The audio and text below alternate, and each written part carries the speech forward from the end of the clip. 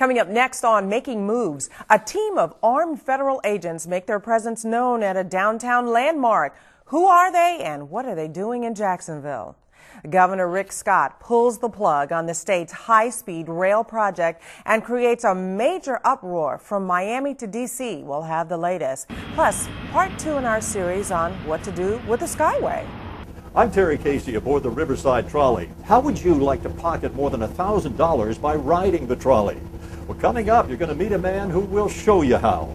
I'm Joyce Morgan Danford. These stories and much more next on Making Moves.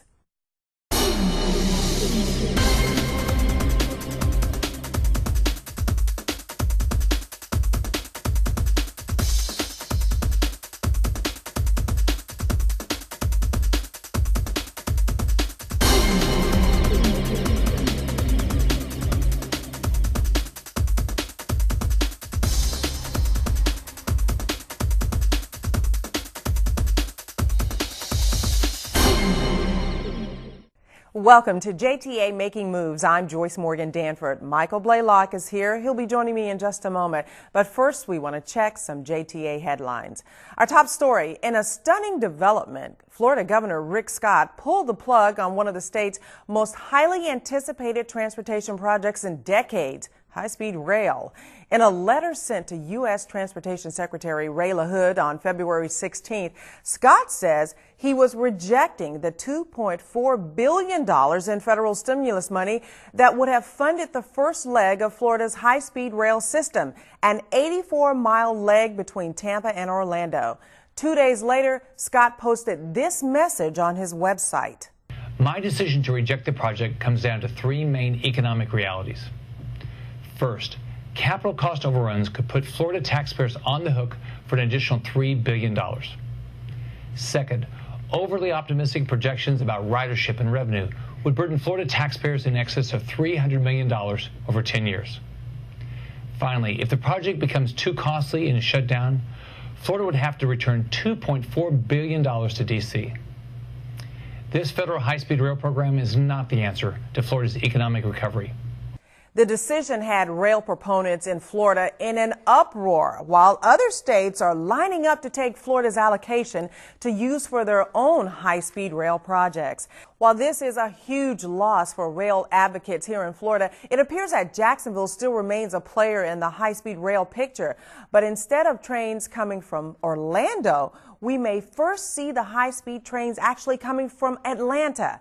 We asked JTA Regional Planner James Boyle how that came to be. Back in the late 90s, GDOT actually did an inner-city rail study for Georgia. And of course, they looked to Jacksonville as the gateway for the state of Florida. So even back then, they were thinking of Jacksonville and kind of getting into Florida. And then with the most recent high-speed rail efforts, again, Jacksonville was an obvious decision for them to say that that's the gateway to the state. And you know, we found out that GDOT had the money set aside in their budget to do the feasibility study, and we made contact with them. Let's bring in JTA Executive Director and CEO Michael Blaylock. Now, Michael, all of the focus has, of course, been on Florida, high-speed rail. Now it looks like it's going to be more Georgia, Southeast, and we're still in the mix. Well, and that's a critical part for Jacksonville. I mean, Jacksonville is the terminus point for the national high-speed rail system. So we're pretty excited about the idea and the discussions that we're having with the officials in Georgia in terms of making sure that that connection from Atlanta to Jacksonville can happen while we figure out what we need to do here in Florida on a high-speed rail system. Yeah, it's kind of up in the air. It's a fluid situation, and you know, everybody's just going to have to keep watching it, and we're going to keep our eyes on it. Well, I mean, it is a major piece of transportation improvement for the state, and so you're going to hear a lot of dialogue and discussions as we go forward on that. But in the meantime, we're going to continue our plans in terms of our connectivity with the nation. Absolutely. Well, you may recall the First Coast Outer Beltway plan that we've been telling you about. Well, that project is also on the chopping block. The Florida Department of Transportation has abandoned plans to have a private company build the 46-mile First Coast Outer Beltway over 3 counties in Northeast Florida. DOT pulled the plug when no private companies were willing to pony up their nearly $2 billion to fund that project. FDOT District 2 Secretary and JTA board member Alan Mosley blamed this lack of interest on the recession. Mosley said the DOT would scale back and see if it can do the project in pieces.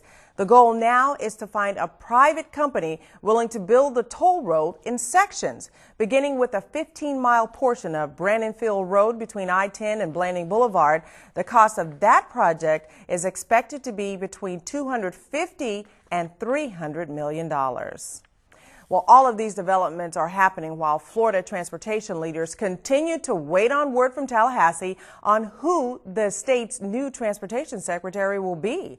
Making Moves has learned that the list has been narrowed down to 3 now. However, no one from the North Florida region is currently under consideration, and there is no word yet from the governor on when he plans on making that decision. Apparently, Florida's former transportation secretary doesn't like vacations. On our last show, we told you how Stephanie Kapelousis was hired as the new Clay County manager. Well, we've learned that since accepting that position, she has been working in the nation's capital. Congressman John Mica has hired Kapelousis to work on drafting new transportation legislation until she starts her Clay County job on March 21st. Well, one of the top priorities for new JTA board chair Michael Cavendish was to get out and talk with JTA customers on a regular basis and find out what they think about our services. Cavendish kept that promise. A couple of weeks ago, both the chairman and my co-host, Michael Blaylock, spent several hours riding the trolleys, buses, and Skyway, talking with passengers on the vehicles and at the Rosa Parks transit station. The conversations that we're able to have on the bus tour with our real clients are priceless because they open up, they share experiences, they give us anecdotes about things that are actually occurring, good things, and then things that, may disappoint them in some respect. Cavendish says he plans at least 4 more bus tours before the summer. Perhaps he will be on your bus the next time out. Well, Michael, give us your impressions about what people were saying out there, what you heard from them, and just how you felt. Well, it was a good experience, and I do that pretty often. I mostly do it unannounced. But our customers want more service, as you would expect. They want more service, they want later service. And so, they had a whole host of ideas and things that we learned along that trip. So I think it was a good experience. Now that you have all of this information, what are you going to do with it? How are you going to use it? Well, actually what happened upon completion of our trip routing experience, we had a debriefing session and listed all of the ideas and suggestions that our customers shared with us. And so it's just a matter of getting them done. Okay. And that takes a little time. So, I do want people to know that from the time that you've heard these things until things change, it takes a minute. Yeah. Well, the good news is that there were a number of low-hanging fruits that we can take care of pretty easily for our customers. And then some of the more long-term issues of more service requires more resources. So that's going to take a bit of time given the current recession that we're faced with today. Okay. An update now on a story we first told you about on our last show. The mound known as Find Island is nearly gone. Here's some new video that shows just how quickly the work on removing Find Island from the Intracoastal Waterway is progressing. What was once a 30-foot high dirt and grass mound will eventually be a series of much smaller mounds covered in marsh grasses. This view will give you a look at the before and after. The work is expected to be completed in just a few more weeks, and then the marsh grass will be planted. It was a cold, wet morning in February when a team of black SUVs rolled into Jacksonville's Rosa Parks transit station. Inside was a group known as the Viper Squad, a team of federal agents from the Department of Homeland Security. With more on this mysterious band of protectors and exactly what brought them to Jacksonville, here's Making Moves' Bill Milnes. The Viper Squad is a team of highly trained federal air marshals. They work for the Transportation Security Administration under the purview of the Department of Homeland Security. Their main job, to protect our nation's transportation systems from terrorist attacks. So when they showed up recently at a high-profile location like the Rosa Parks Transit Station in downtown Jacksonville, it got people's attention. They go into any mode of transportation and act as a very visible deterrent for those who might be plotting to do us harm. So does Viper coming to our city mean Jacksonville is considered a terrorism target? While there is no specific threat right now to any transportation system in Jacksonville, one of the goals of these operations, and we call them an operation because in fact they are a security operation, not just an exercise, is to prepare for if there were the eventuality of a specific threat against Jacksonville. In fact, one of the 9/11 hijackers boarded a plane in Bangor, Maine, which means that any size transportation system could be vulnerable to terrorist activity, including ours. And that's exactly why JTA Security Chief Richard Gentry says he asked the Viper team to come here. They're highly trained, they have terrific people skills, and they're in here and they're looking to see how they can enhance our security program and work with us and our JSO partners to provide the safety and security requirements just like they would at the airport. While they patrolled the Rosa Parks station, made random checks to buses, and rode the Skyway trains, Viper team members made it a point to interact with the passengers and explain they were here for one reason: to keep people safe. And while some passengers may have been disconcerted by the unexpected heightened security, most, like JTA passenger Penny Prince, seemed to find it comforting. A whole lot different and a whole lot safer. So when will another Viper team make its way to Jacksonville? Well, that's exactly what the bad guys want to know. So don't expect any announcements. But know this: Viper will return. In downtown Jacksonville, Bill Milnes, JTA Making Moves. And just in case you're wondering, VIPER stands for Visible Intermodal Prevention and Response. It's also important to point out that there was no cost to JTA or city taxpayers to have the VIPER team here. The cost of these operations is covered by the Department of Homeland Security. Well, still to come on Making Moves, JTA has wrapped up another project. We'll head over to New Kings Road to check it out. Some people want to tear it down, but Bill Milnes reports that there is still life left in the Skyway. And then later, learn how the Riverside Trolley is saving one downtown worker thousands of dollars each year. Stay right here with us. Another long night. And I have to work this weekend. Not me, girl. I have big plans this weekend. Why the long hours? What Dawn doesn't know is Ashley's training to work in this upscale salon costs thousands of dollars at a private beauty school. Dawn went to Florida Coast Career Tech. Better training for a fraction of the cost. With no big loan payment, the money you earn can go to that weekend getaway. Learn affordably. Live richly.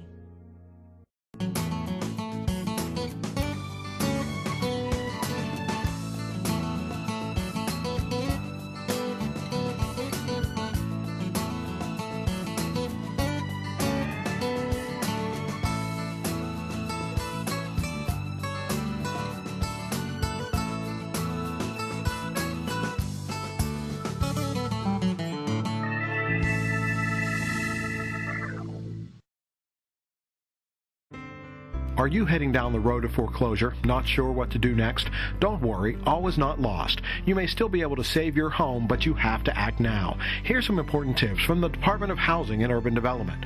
First, don't ignore the problem.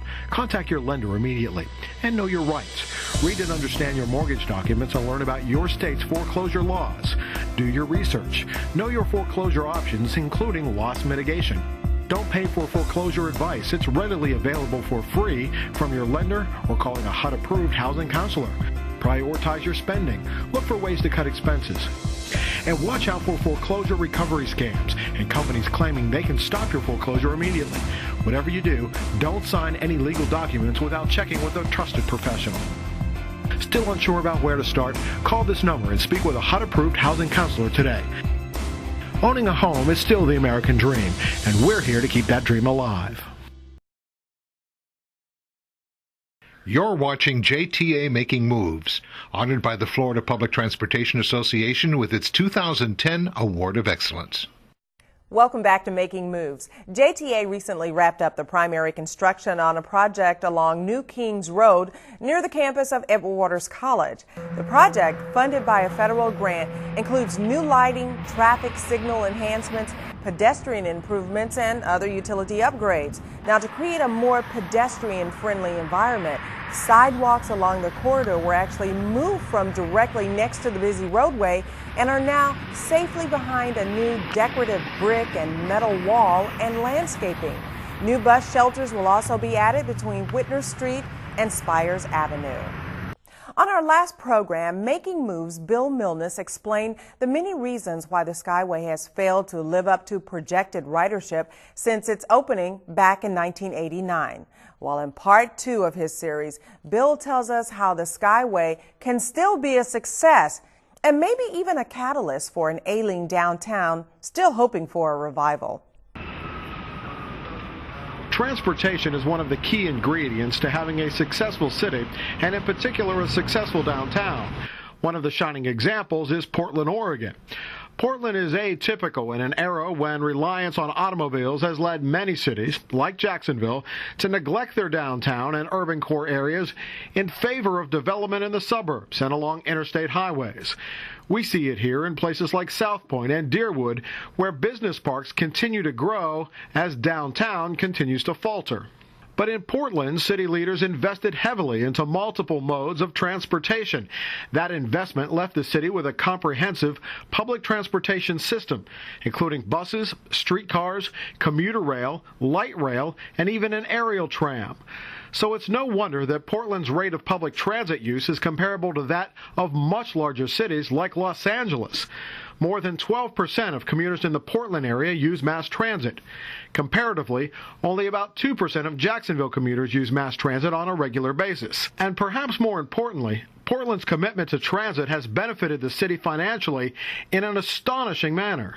There has been $2.3 billion in private investment within 3 blocks of the streetcar line, including 7,200 new housing units in the corridor and more than 3.5 million square feet of office and retail space. 22 years ago, the Skyway was heralded as downtown Jacksonville's next big thing, but the same business migration that has kept places like the Landing from flourishing and crippled the downtown business district also stole away the ridership potential for the train.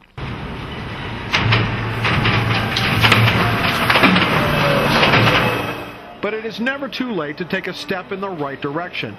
Bashing the Skyway is easy. Finding new and innovative ways to make it work for the city takes some vision, which is why JTA is working on connecting the Skyway to several other public transit options, including bus rapid transit and commuter rail. And we're looking at enhancements like bus rapid transit, which will interact and integrate directly into the Skyway system, looking at commuter rail as a regional alternative long term. And then we're also looking at how can we extend the Skyway, whether it's an extension of the Skyway or simply services like a Skyway or excuse me, a streetcar or a extension of the trolley into the surrounding neighborhoods. It's doubtful that the original Skyway plan, one that would have covered downtown more extensively and connected riders to Shands Hospital, the Riverside Financial District, and the sports complex will ever be realized. But finding ways to make the Skyway more viable can be exactly what the downtown needs to launch a new renaissance. It's a major asset that we have that can be part of the future growth of downtown, and it's part of what's helping move people downtown today. And we've integrated with our trolley extensions and better integrating with the bus system. So it is part of today's mobility downtown, and it's going to be a big part of tomorrow's mobility downtown. As we saw in Portland, transportation can be the catalyst for development. With development comes more business, more residents, more activity, more life, and a real downtown. It's hard to argue with that kind of success. In downtown, Bill Milnes, JTA Making Moves. If you'd like to learn more about the JTA Skyway plan, log on to our website at jtafla.com. A Tennessee transplant who moved to Jacksonville 7 years ago is so excited about a recent discovery that he can't stop talking about it. It doesn't hurt that his new discovery is also saving him as much as $2,000 a year. As Making Moves' Terry Casey found out, the big discovery is JTA's Riverside Trolley. Steve Tocknell lives in Avondale, I love it. I think it's a great neighborhood. I can't imagine living anywhere else. especially now that the Riverside Trolley includes Avondale. It goes right up past my house. I can see it out the kitchen window. That got him to at least try the trolley last fall. It's a 30-second walk from my back door. It stops almost at the corner that I live on. And now? It couldn't be better. Literally, it could not be any better than that. Welcome aboard and thank you for riding Riverside Trolley. Steve takes the trolley to work downtown. I probably ride it 3 or 4 days out of 5, in a typical work week. What I like about it is that I can get a jump start on my day. All the things you normally do when you sit down at your desk before you actually bring yourself to start working, I can do that on the trolley. I've got a smartphone, I can read the paper, I can check my email, look out the window, I can even close my eyes for a while and think about the day. So when I get to work, I'm ready to start. Each trip ends at the landing, where Steve hops off for a short walk to the office. That goes up into Franklin, though. Steve specializes in growth and traffic management with clients in Tennessee and Florida. I don't like to drive if I don't have to, and the main irritation with working downtown is finding a place to park or paying for a place to park. With the trolley, I don't have that problem at all. Steve Tocknell says he's a Riverside Trolley novice, but it sure didn't take him very long to figure out that by riding this trolley, he's saving some cold, hard cash, and lots of it. He doesn't have to pay $80 a month anymore just to park downtown. On parking alone, I'd save $1,000. 80 times 12. Add in what he saved on gas and other expenses. It's probably closer to $2,000 than $1,000 altogether. I'm very pleased with the savings. And that's cash. I mean, that's money you see. That's money you can spend. Steve says there's no excuse for not trying the trolley. Somebody else is driving, you can kill time, you can talk to other passengers. Next thing you know, you're where you're supposed to be. It'll change your outlook. In Avondale, Terry Casey for Making Moves. And what a wonderful discovery, the Riverside Trolley. We knew it was there. All the time. All the time. And, we were listening to our customers, and it's great that he found a great venue in the Riverside Trolley. And just thinking about gas prices, George, today is about $3.35 a gallon. Mm-hmm. And so that's what we've been sharing with our public for a long time. There's a lot of good things happening in the system, and we're glad to find a customer that's really satisfied. Absolutely. Kind of recession-proof. Wow. Absolutely. Well, if you have a JTA story that you'd like to tell us, just email us at jtamakingmoves@jtafla.com. Well, still to come here on Making Moves, stardom awaits some talented local students as JTA prepares to launch its 2011 version of the Jingle Jam contest. We'll have all the details when we come back. Are you heading down the road to foreclosure, not sure what to do next? Don't worry, all is not lost. You may still be able to save your home, but you have to act now. Here's some important tips from the Department of Housing and Urban Development. First, don't ignore the problem. Contact your lender immediately and know your rights. Read and understand your mortgage documents and learn about your state's foreclosure laws. Do your research. Know your foreclosure options, including loss mitigation.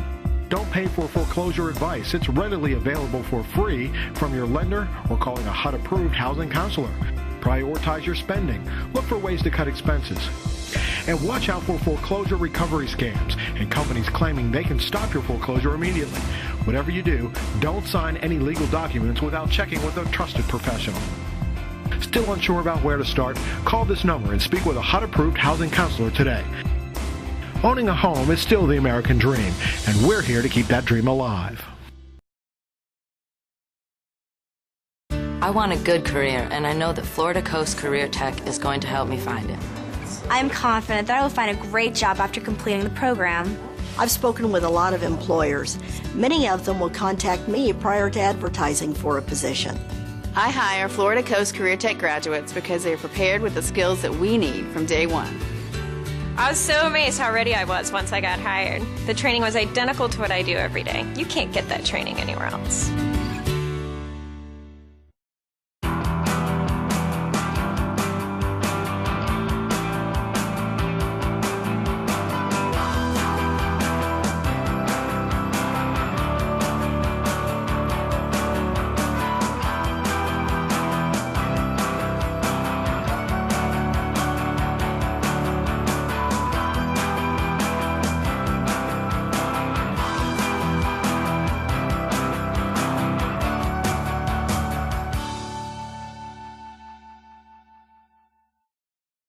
Welcome back to Making Moves. It's Jingle Jam time at JTA, time when the authority lets area teens display their songwriting and singing talents for a chance to record their own video that will be debuted on the big screen at a Jacksonville Suns baseball game.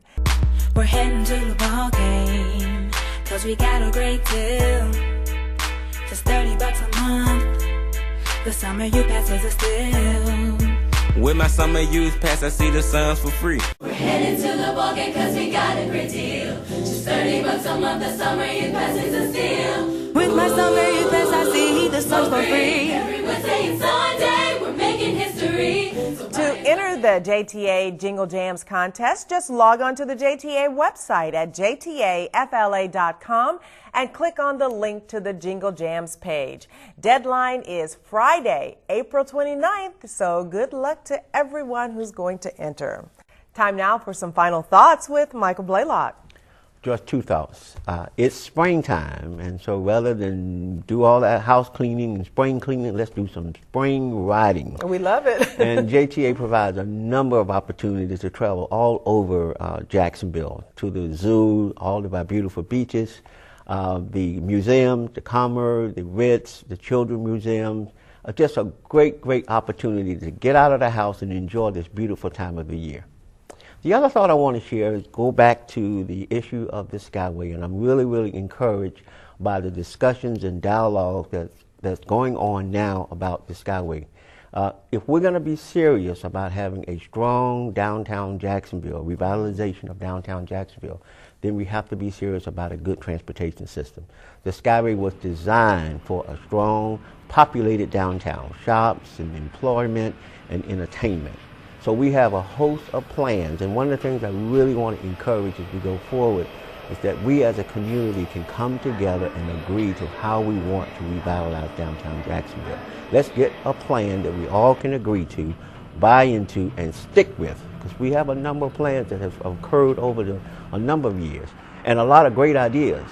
So I think if we could just agree to a master plan for downtown revitalization, you're going to see at the end of the day, the Skyway will be a critical link to that happening.